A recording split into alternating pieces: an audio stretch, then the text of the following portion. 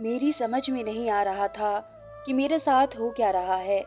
मेरा पति शादी की पहली रात ही अजीबोगरीब हरकतें कर रहा था, जो मेरी समझ से बाहर था। एक पल को तो मुझे शक हुआ कि शायद वह कोई जहनी मरीज है और मैं बुरी तरह से फंस चुकी हूँ। अरमानों के सेज पर मैं दुल्हन बनी बैठी थी कि अचानक से मेरा पति अंदर दाखिल हुआ। मैंने सर उठा कर न देखा और उसने मेरे सिरहाने से एकदम तकिया उठाया तो मेरा दिल डूब गया। एक ही सेकंड में मेरे जहन में हजारों ख्याल आ गए थे कि उसने तकिया क्यों उठाया। क्या वह इस शादी से खुश नहीं है? क्या कहीं और सोने का इरादा रखता है? ये बातें सोचकर तो मेरा दिल पूरी तरह से डूब गया था और मुझे इतनी भी हिम्मत नहीं हो रही थी कि मैं सर उठाकर देखती कि मेरा पति तकिया उठाकर क्या कर रहा है। खैर, मैंने अपने अंदर हिम्मत जमा की और अपना घूंघट थोड़ा सा उठाकर देखा तो मेरा पति एक छोटे से स्टूल के ऊपर खड़ा था और सामने एक रोशनदान था जिसमें वह तकिया लगाने की कोशिश कर रहा था। लेकिन वह मुसलसल कोशिश में लगा था किसी तरह रोशनदान पूरी तरह से बंद हो जाए। अब मैं फटी फटी आंखों से अपने इस अनोखे पति को देखने लगी। अगर दिन का वक्त होता तो रोशनदान को बंद करने की कोई तुक बनती थी, लेकिन रात के वक्त कौन सी ऐसी आफत आ गई थी जो वह मुझसे किसी तरह की कोई बात किए बगैर रोशनदान को बंद करने में लगा हुआ था। अपने काम में इतना मसरूफ था, मेरा दिमाग इस वक्त ना जाने क्या कुछ सोच रहा था, क्योंकि वह मुझे कहीं से भी एक नॉर्मल इंसान नहीं लग रहा था, जो शक्ल से बहुत परेशान था और इसकी हरकत एक नॉर्मल इंसान की तरह बिल्कुल भी नहीं थी। खैर, मैं इसके बोलने का इंतजार कर रही थी। अब मैं नई नवेली एक रात की दुल्हन अपने मुंह से क्या पूछती। 10-15 मिनट रोशनदान को पूरी तरह से बंद करने के बाद मेरे करीब आकर बैठ गया। जैसे ही मैंने देखा कि मेरा पति स्टूल से नीचे उतरा है, इसी वक्त मैंने अपना घूंघट जल्दी से नीचे कर दिया और संभल कर बैठ गई। मेरा दिल जोर जोर से धड़कने लगा था। फिलहाल मुझे खुश होना चाहिए था, क्योंकि अपने घर में जैसे जिंदगी में गुजार रही थी, मुझे उससे छुटकारा मिल गया था और जल्दी जल्दी में मेरी शादी भी हो गई। लेकिन पति की इस हरकत ने तो मेरा दिल ही बुरा कर दिया था। बजाय खुश होने के मैं परेशान बैठी हुई थी। मैंने उससे कुछ नहीं पूछा। मैंने सोचा कि वह खुद ही बताएगा, लेकिन उसने ऐसा कुछ भी नहीं कहा। मैंने सोचा कि शायद वह कुछ बताना नहीं चाहता हो। एक तो मैं ऐसी लड़की थी जो हर बात की गहराई में जाना चाहती थी। छोटी से छोटी बात भी मुझ पर बहुत ज्यादा असर करती थी। मेरे सामने अगर कोई मामूली सी हरकत भी कर ले तो मैं वजह जानना चाहती थी कि इसने ऐसा क्यों किया। ये कहना गलत नहीं होगा कि मेरी तबीयत में शक करना हद से ज्यादा था। बचपन से मेरी यही आदत थी। मेरे घर वाले भी कुछ अजीब हरकतें करते थे तो मैं इस बात की तह में जाती थी, क्यों लोगों ने ऐसा क्यों किया। मेरे माँ बाप अब नहीं रहे थे और मैंने अपने चाचू के घर में परवरिश पाई थी, जहाँ पर मैं एक बदतर जिंदगी गुजार रही थी और इस इंतजार में थी कि कब मेरी शादी होगी और मेरी जान इस परेशानी से छूट जाएगी। मैं सोचते सोचते न जाने कहाँ पहुँच गई थी। मुझे इस बात का भी होश नहीं रहा कि मेरा पति मेरे करीब आकर बैठ गया है और मेरा घूंघट पलटकर मुझे देख रहा है। जब उसने अपने गले से आवाज निकाली तो मुझे वापस होश आया और मुझे याद आ गया कि आज मेरी शादी की पहली रात है। अफजल हैरत से मुझे देखने लगे। फिर पूछा कि तुम उदास लग रही हो, क्या वजह है? ये बात कहते हुए अफजल का लहजा अजीब सा हुआ था। मैं समझ गई कि हर दूल्हे की तरह इसे भी शायद यही वहम हो गया है कि कहीं इसकी दुल्हन इस शादी से नाखुश तो नहीं, कहीं वह किसी और को तो पसंद नहीं करती थी। ये ख्याल आते ही मैंने फौरन खुद को नॉर्मल किया, क्योंकि मैं नहीं चाहती थी कि मेरा पति शादी की पहली रात ही किसी किस्म का शक अपने दिल में बैठा ले। मैंने कहा कि ज्यादा थकावट की वजह से मेरे सर में दर्द हो गया है और कोई बात नहीं है। मेरी बात सुनकर जैसे उन्हें सुकून आ गया था। फिर मैं भी शर्माते हुए मुस्कुराए। वे मेरे हुस्न की तारीफों में जमीन और आसमान एक करने लगे थे, और क्यों ना करते, मैं थी ही इतनी हसीन और मेरी सारी खूबसूरती मेरे पति के लिए तो थी ही। शादी से पहले एक नज़र मैंने अफजल को देखा था और वह मुझे अच्छे लगे थे। हमारी नई जिंदगी की शुरुआत हुई। रोशनदान वाला ख्याल झटक कर मैंने पूरी तवज्जो अपने पति पर दे दी थी और वह मुझसे मोहब्बत भरी बातें करते हुए मेरे कानों में रस घोल रहे थे। उन्होंने मुझे बताया कि उनके घर में उनकी माँ और छोटा भाई रहते हैं और मुझे एक बात कही कि मैं उनके साथ अच्छा रवैया रखूं। मुझे भी भला क्या जरूरत थी सास और देवर के साथ बिना वजह झगड़ा करने की। मैं चाचू के घर में जिस तरह की परेशानी भरी जिंदगी गुजार कर आई थी, तो मुझे अपना ससुराल तो जैसे किसी जन्नत के बराबर लग रहा था। पहले ही दिन में मैंने फैसला किया था कि मैं अपने नए घर को जन्नत बनाऊंगी, लेकिन मुझे नहीं मालूम था कि मैं एक जहन्नुम से निकलकर दूसरे जहन्नुम में आ गई हूँ। शादी की अगली सुबह सब कुछ नॉर्मल था। मेरा ससुराल ज्यादा अमीर कबीर नहीं था। जैसे हम लोग थे ये भी वैसे ही थे, तो मुझे कोई मुश्किल पेश नहीं आई थी। उनका रहन सहन भी बिल्कुल वैसा ही था जैसा कि मेरे चाचू के घर का रहन सहन था। शादी की सुबह मैं किचन में गई तो मेरी सास नाश्ता बना रही थी। मैंने उनसे कहा कि आप रहने दे, मैं बना लेती हूँ। ये सब मैंने सास का दिल जीतने के लिए नहीं किया था, बल्कि अपने घर पर मुकम्मल कब्जा हासिल करने के लिए किया था, क्योंकि मुझे अंदाजा हो गया था कि जो औरत घर का सारा काम करती है वही घर की असली मालिक होती है। मैंने अपनी चाची को देखा था, इस तरह से उन्होंने सारे घर को अपने काबू में कर रखा था। चाची के सामने तो मेरी एक नहीं चलती थी, लेकिन मैंने उनसे बहुत कुछ सीख लिया था और अब मुझे वही तरीका अपनाना था। सास तो खुश हो गई और फौरन किचन मेरे हवाले कर दिया। मेरे पति और देवर भी मुझे काम करता हुआ देखकर बहुत खुश हुए थे। उनकी खुशी देखकर मेरे चेहरे पर मुस्कुराहट आ गई थी। मैं सोच रही थी कि औरत भी इतनी बेवकूफ़ होती है। मर्द इससे अपना काम निकलवाना चाहता है और निकलवा लेता है, चाहे वह किसी भी तरह का काम हो। एक औरत पति के लिए और घर के लिए मशीन होती है। इसके बाद वे बच्चों की रखवाली पर तैनात हो जाती है। और हैरत की बात यह थी कि सारे काम औरत खुशी खुशी कर लेती है, लेकिन मैं उन बेवकूफ़ औरतों में से नहीं थी। काम करने के पीछे मेरा मकसद सबको खुश करना नहीं था, बल्कि अपना घर अपने काबू में करना था। सास नामी इस मखलूक का फन तो मैंने पहले ही दिन कुचलने का फैसला कर लिया था, क्योंकि सासों के बारे में कई ज़्यादा खौफनाक किस्से मैं सुन चुकी थी। लेकिन मुझे नहीं पता था कि मेरी असल परेशानी की वजह आगे जाकर सास नहीं बल्कि मेरा अपना पति ही बनने वाला था। सारा दिन घर के सारे काम खुशी से निपटाने के बाद मैं रात को फिर से तैयार हो गई और जल्दी से मेकअप किया और अच्छा जोड़ा पहनकर मैं अफजल का इंतज़ार करने लगी, जो किसी काम से बाहर गए हुए थे काफ़ी देर से। बोरियत से बचने के लिए मैंने मोबाइल उठाया और देखने लगी। अचानक मेरी नज़र उस तकिए पर गई जो अभी तक रोशनदान में फंसा हुआ था। मैं उठकर रोशनदान के सामने आकर खड़ी हो गई और रोशनदान से तकिया निकाल कर वापस बेड पर रख दिया। मैंने रोशनदान की दूसरी तरफ झांका नहीं था, क्योंकि एक तो मेरा कद छोटा था और स्टूल बाहर पड़ा हुआ था। मुझे झांकने की कोई ज़रूरत ही नहीं थी। मैं फिर से मोबाइल उठाकर देखने लगी। थोड़ी देर बाद अफजल अंदर आ गए और फिर मैंने उनको खाना दिया। मुझे इस तरह से तैयार देखकर उन्होंने एक बार फिर से मेरी तारीफों के पुल बांधने शुरू कर दिए। इस घर में मेरा पहला दिन बहुत ही अच्छा गुजरा था। मुझे वाकई लग रहा था कि मैं अपने घर में आ गई हूँ और अफजल की मोहब्बत ने तो मुझे बेशुमार खुशी दे दी थी। मुझसे बातें करते हुए अचानक ही अफजल के तेवर बदल गए। ऐसा लग रहा था जैसे इसे कुछ याद आ गया हो। उसने एक बार फिर से तकिया उठाया और स्टूल रखकर रोशनदान में तकिया लगाने लगा। मैंने आज भी कोई सवाल नहीं किया, इस उम्मीद पर कि वह खुद ही बताएगा, लेकिन उसने कुछ नहीं कहा। लेकिन ये आधी रातों की बात नहीं थी। रोजाना रात को यही होने लगा था। सोने से पहले वे रोशनदान में तकिया रखना नहीं भूलते थे। जब मेरे पति ने मुझे कुछ ना बताया तो मैंने सवाल कर ही डाला कि दिन को तो आप इस रोशनदान में तकिया नहीं रखते हैं, हालांकि दिन में रोशनी आती है, और रात होते ही आप तकिया क्यों रख देते हैं, हालांकि रात में तो अंधेरा होता है।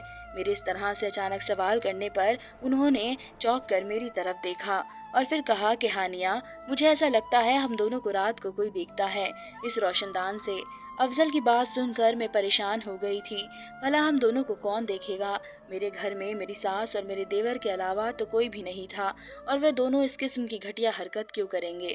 भला इस बात का दूसरा मतलब तो यही निकलता है कि अफजल को या तो अपनी माँ और अपने छोटे भाई पर शक है। अगर ऐसा कुछ नहीं है तो फिर अफजल के साथ कोई जहनी बीमारी है। मैं अपने पति की जहनी हालत पर शक कर रही थी, लेकिन अगली रात कुछ ऐसा हो गया जिसे देखकर मेरे ऊपर आसमान गिर गया। तब मुझे समझ में आया कि अफजल इस तरह की हरकतें क्यों कर रहे हैं। अफजल ऑफिस के काम से दूसरे शहर गए थे, लेकिन वहाँ पर ज़्यादा बारिश होने की वजह से वे वापस नहीं आ सके। उन्होंने मुझे फ़ोन किया और कहा कि यहाँ पर बारिश बहुत है, इसलिए आज रात में नहीं आऊँगा। मैंने सोचा चलो ठीक है, आज रात मैं अकेली सो जाती हूँ। वैसे भी मुझे डर नहीं लगता था। पहले मेरी नज़र रोशनदान की तरफ गई, जहाँ पर रोज़ाना रात को अफजल तकिया लगा देते थे। रोशनदान को देखकर मेरे चेहरे पर मुस्कुराहट आ गई थी और अपने पति की सादगी और खौफ पर मुझे हंसी आ रही थी, क्योंकि हमारे घर में कोई भी ऐसा नहीं था जो इस किस्म की हरकत कर सके। मैं बेफिक्र थी और मैंने इसे सिर्फ अफजल का वहम समझा और कुछ नहीं। लेकिन अगले ही पल मेरे ख्यालात बिल्कुल बदल गए। जब मैंने बत्ती बुझाकर सोने की कोशिश की तो मुझे रोशनदान की तरफ से कुछ आवाज़ सुनाई दी, जैसे कि कोई वहां खड़ा हो। मैं जो कभी ना डरती थी, अचानक से एक डर की लहर में मेरी रीढ़ की हड्डी में दर्द करने लगी। मेरा दिल जोर जोर से धड़कने लगा और मैं परेशान हो गई कि रात के इस पहर जब सब घर वाले सो रहे हैं तो घर की पिछली तरफ कौन हो सकता है। धड़कते दिल के साथ मैंने स्टूल रखा और थोड़ा सा ऊपर होकर रोशनदान के पीछे झांका तो सामने का मंजर देखकर मेरी रूह फना हो गई।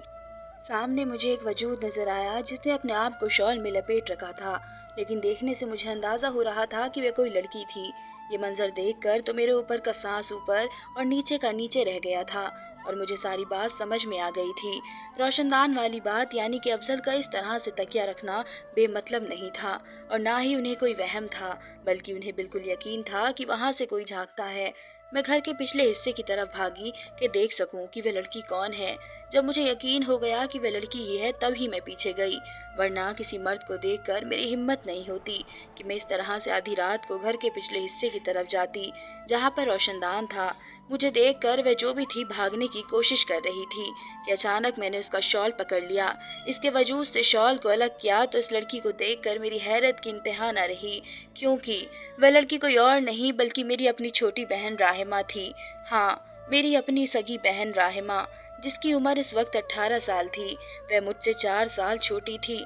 मेरी उम्र 23 साल की थी और मैं हैरान थी कि आखिर ऐसी क्या आफत आ गई थी कि आधी रात को वह यहाँ आई थी। मुझे देखकर उसने एक बार फिर से भागने की कोशिश की, लेकिन मैंने इसका बाजू पकड़ लिया और उसे खींचते हुए अपने कमरे तक लाई और गुस्से से सवाल किया। मैंने उससे पूछा कि राहिमा, क्या हरकत है ये? आधी रात को तू मेरे घर में और वे भी मेरे कमरे में झांक रही थी। मैं और मेरे पति के कमरे में झांकते हुए तुम्हें शर्म नहीं आई? मैं इससे सवाल कर रही थी और एक ही पल में हजारों सवाल मेरे जहन में आने लगे थे। ये सब क्या हो रहा था? मेरी समझ से बाहर था। मैं इस वक्त वहाँ पर किसी को भी तसव्वुर कर सकती थी, लेकिन मेरे जहन में गुमान में भी नहीं था कि मेरी छोटी बहन, जो कि सिर्फ 18 साल की है, वे हरकत करेगी। मेरी बात सुनकर उसने दोनों हाथों में अपना चेहरा छुपा लिया और फूट फूट कर रोने लगी। हम दोनों बहनें बहुत खूबसूरत थी क्योंकि हमारी माँ हसीन थी। राहिमा के लंबे बाल इस वक्त जूड़े से खुलकर उसकी कमर पर बिखर गए थे और मैं इसका हुस्न देख रही थी। वह क्यों रो रही थी मुझे समझ नहीं आ रहा था और मुझे कुछ बता भी नहीं रही थी, बस रोए जा रही थी। इतनी ज्यादा दिलेर हो गई हो तुम कि आधी रात को अपने घर से मेरे घर तक आ गई हो और तुम्हें किसी ने देखा भी नहीं। ये आज रात की बात नहीं है, तुम रोजाना यहाँ आती हो, इसलिए मेरा पति रोशनदान में तकिया रख देता है। तुम्हें अंदाजा भी है कि अगर मेरे पति को मालूम हो गया कि मेरी छोटी बहन हमारे कमरे में झांकती है तो मेरी उनकी नज़र में क्या इज्जत रह जाएगी? तुम्हें एहसास है? मैंने गुस्से से सवाल किया तो वह फट पड़ी। सच बात तो ये है आपी कि आपके पति की कोई इज्जत है ही नहीं, बल्कि आपके पति ने तो मेरी इज्जत को भी दागदार करके रख दिया है, राहिमा ने कहा। एक बार फिर से रोने लगी। मेरे सर पर तो जैसे आसमान गिर गया था। इसकी बात सुनकर वह क्या बोल रही थी? मेरे लिए उन बातों पर यकीन करना बहुत मुश्किल हो गया था। ऐसा कैसे हो सकता है? मेरा पति इतना अच्छा है और तुम इसकी छोटी बहन जैसी हो। मैंने अपने गुस्से पर काबू पाते हुए राहिमा से कहा, लेकिन मैं इस सोच में पड़ गई थी कि आखिर मेरी बहन इतना बड़ा इल्जाम मेरे पति पर क्यों लगा रही है। भला मेरे पति के साथ तो मैंने चंद दिन ही गुजारे थे इस घर में, लेकिन अपनी बहन के साथ तो मैंने 18 साल गुजारे थे। वह हमेशा से एक जज्बाती लड़की थी, अपने ध्यान में रहती थी। वह मुझसे भी बात नहीं करती थी। मैंने उसे कई मर्तबा अपने करीब करने की कोशिश की कि हम दोनों चाचा के घर में रहते हैं तो बेहतर यही होगा कि हम आपस में दोस्ती करें, लेकिन हमारे बीच हमेशा उसने खुद ही फासला रखा। लेकिन इतना तो मैं जानती थी कि वह झूठ नहीं बोल सकती है। अगर वह सच बोल रही थी तो फिर आधी रात को वहाँ क्या कर रही थी? सबसे बड़ा सवाल तो ये था जिसका जवाब मुझे राहिमा से चाहिए था। काफी देर रो लेने के बाद उसने बताया, आपी, जब आपका रिश्ता आया था तो मैं अफजल के पास गई थी उनको पानी देने के लिए, और इसी वक्त इस शख्स की बुरी नज़र मुझ पर पड़ गई। उस दिन के बाद उसने मेरा जीना अजाब कर दिया था। आपकी शादी 3 महीने बाद ही हुई थी और 3 महीनों में हर तरह से आपके पति ने मुझे परेशानी पहुंचाई। मैं छोटी थी, बेवकूफ़ थी, इसकी मोहब्बत भरी बातों में आ गई और अपना सब कुछ गवा दिया। आपका पति मुझे ब्लैकमेल करता है। इसके पास मेरी कुछ तस्वीरें हैं जो कि सही नहीं है। उसकी वजह से वह मुझे धमकी देता है और मेरा गलत इस्तेमाल करता है। मैंने उससे कहा कि मुझसे शादी कर लो, इससे पहले कि तुम्हारी शादी मेरी अप्पी से हो जाए, लेकिन उसने मुझसे शादी नहीं की। और मैं रोज़ाना रात को इसलिए आती हूँ कि मैं वह सारे सबूत मिटा सकूँ जो इसके पास है। मैं आप दोनों के कमरे में नहीं झांकती हूँ, बल्कि ये देखती हूँ कि अगर आपका पति गहरी नींद में सो चुका है तो मैं किसी तरह घर के अंदर दाखिल होकर वह सब सबूत हटा दूँ जो इसके लैपटॉप में है। राहिमा बोलती जा रही थी और मेरा दिल डूबता जा रहा था। मेरी किस्मत कहाँ आकर फूट गई थी। मैं अपने पति का यकीन करती या अपनी बहन का यकीन करती, मेरे लिए फैसला करना मुश्किल हो रहा था। लेकिन मेरा दिल यही बोल रहा था कि मेरी कसिन बहन आखिर इतना बड़ा इल्ज़ाम मेरे पति पर क्यों लगाएगी। ज़रूर दाल में कुछ काला है, वरना ऐसा क्या हुआ, इसे क्या पड़ी है आधी रात को यहाँ आने की। राहिमा ने कहा, हमारा पुराना घर पिछली गली में है, इतना दूर नहीं है, बहुत आराम से यहाँ आया जा सकता है। लेकिन एक लड़की की इतनी दरिया दिलेरी तभी दिखा सकती है जब उसकी इज्जत को खतरा हो। मैंने फौरन मोबाइल उठाया और अफजल को कॉल मिलानी चाही तो राहिमा ने मेरे हाथ से फ़ोन छीन लिया। वो मेरे पैरों में पड़ गई कि मैं अफजल को कुछ ना बताऊं, क्योंकि इसके पास राहिमा की गलत तस्वीर है। इसकी ये बात सुनकर तो मैं भी खामोश हो गई। वो सही कह रही थी, अगर ये सच है तो फिर वह उन तस्वीर का गलत इस्तेमाल कर सकती है। एक ही पल में मेरा पति जो चंद दिनों में मुझे इतना प्यार हो गया था, मेरे दिल से उतर गया। मैंने राहिमा को घर वापस जाने को कहा, लेकिन मुझे नींद नहीं आई। मेरा दिमाग फट रहा था, मेरा दिल बहुत बुरी तरीके से टूट गया था, पर गुस्सा भी आ रहा था। दुख और गुस्से के मिले जुले अंदाज में ही मेरी रात गुजर गई और मुझे नींद नहीं आई थी। आती भी तो कैसे, मेरी तो दुनिया ही जैसे उजड़ गई थी। एक तरफ मेरा घर था और दूसरी तरफ मेरी छोटी बहन की इज्जत। अगर अपने घर को बचाने की कोशिश करती तो मेरी बहन की इज्जत को खतरा था, और अगर अपनी बहन की इज्जत के लिए कोई कदम उठाती तो मेरा घर टूट जाता। इन्हीं सोचों में इस रात की सुबह हो गई थी। सुबह जब अफजल घर आए तो मेरा दिल उनकी तरफ देखने को भी नहीं कर रहा था। उनको पता था कि मेरी बहन रात को यहाँ आती है, उनको सारी बातें पता थी, इसलिए उनका सारा ध्यान रोशनदान की तरफ होता था। उन्होंने मुझसे पूछा कि तुम्हारा मूड क्यों खराब है, तबीयत तो ठीक है, लेकिन मैंने कोई जवाब नहीं दिया। मैंने उनसे बातचीत बंद कर दी थी। मेरा दिल उनसे बात करने को नहीं कर रहा था। इसी कश्मकश में काफ़ी दिन गुजर गए। मैं अपने मायके नहीं जाना चाहती थी कि मेरी चाची वहाँ पर मुझे बर्दाश्त नहीं करती थी। एक तरह से मैं अपनी सारी किश्तियाँ जलाकर उस घर में आई थी और अब मेरे पास यहाँ रहने के अलावा कोई चारा नहीं था। लेकिन मैं अपनी बहन की इज्जत के लुटेरे के साथ कैसे ज़िंदगी गुजार सकती थी।